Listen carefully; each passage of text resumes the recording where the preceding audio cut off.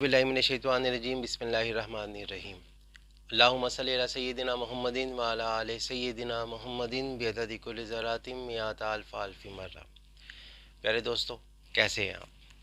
आज आपकी खिदमत में हाजिर हुआ हूँ एक क्वेश्चन का आंसर देने के लिए। एक मेरी बहन ने क्वेश्चन किया है, बट उन्होंने कहा मेरा नाम नहीं लीजिएगा, क्योंकि बहुत सारे जो लोग हैं मीडिया को देखते हैं, मीडिया से देख कर, क्योंकि मीडिया में अब अदालती ख़बरों का बाकायदा एक टाइम मुकर्रर है, एक स्पेसिफ़िक टाइम के लिए मीडिया में अदालती ख़बरें जो हैं वो चलती हैं।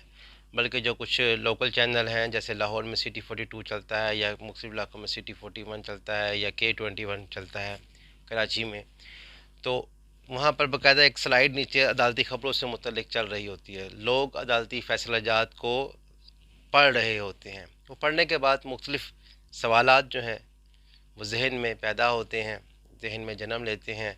तो इसी तरह से मेरी एक बहन है, उसने ये क्वेश्चन किया है कि क्या फ़ौजदारी अदालतें अपने फ़ैसला जात को तब्दील कर सकती हैं, बदल सकती हैं? क्योंकि हमें देखने में ये आता है कि एक शख्स को कोर्ट ने उम्र कैद की सज़ा दे दी, या फांसी की सज़ा दे दी, कैपिटल पनिशमेंट उसको दे दी, या कोई और सज़ा दे दी। फिर थोड़े अरसे बाद, 6 माह बाद, साल बाद, या किसी भी एक टाइम पीरियड के बाद पता चलता है इसी मुजरिम को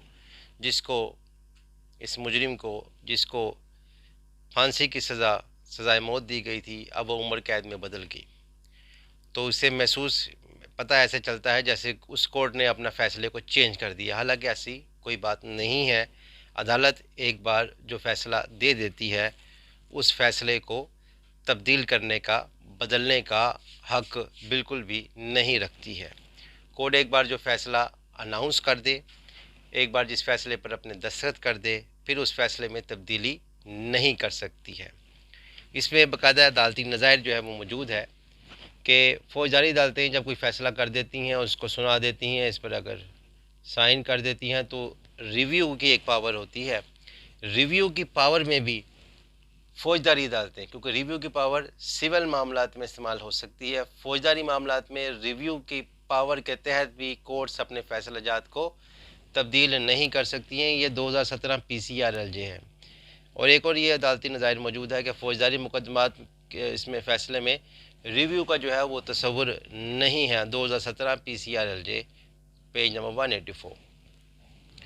इस एक अदालत अगर कोई फ़ैसला अपना सुना देती है, थोड़े दिनों बाद अगर वही अदालत इस फ़ैसले को बदल ले, तब्दील कर दे, तो फिर लोगों का अदलिया पर से एतमाद उठ जाएगा कि कोर्ट पर कोई भी प्रेशराइज़ होगा, दबाव डालेगा, तो कोर्ट अपना फ़ैसला बदल ले या बदलने की कोशिश कोई करे ऐसी, तो कानून का जो मकसद है वो फोत हो जाने का अंदेशा होता है। इसलिए कोर्ट जो फ़ैसला दे दे वो उसका आखिरी फ़ैसला होता है।